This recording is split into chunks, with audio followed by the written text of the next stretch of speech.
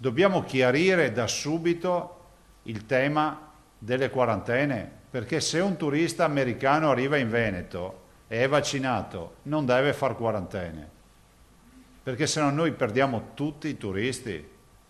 E sapete che il cliente, come si dice, ci mette una vita a fartelo e un secondo a perderlo.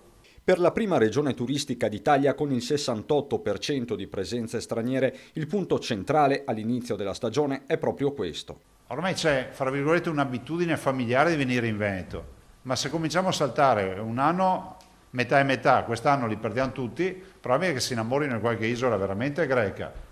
E a noi non va bene questo, noi siamo più belli della Grecia.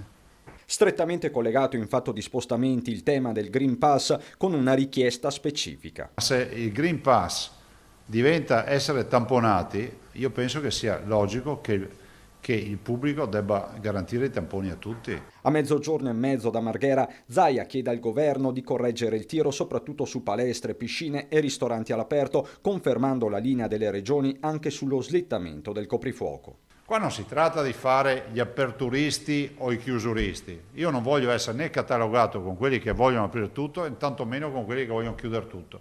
Guardare in faccia la realtà. È iniziata la fase della convivenza con i virus.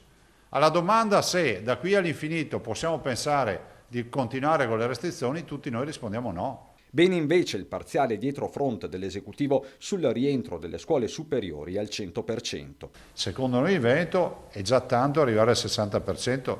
Se vogliamo ottenere i trasporti, come si può dire, abbastanza sostenibili.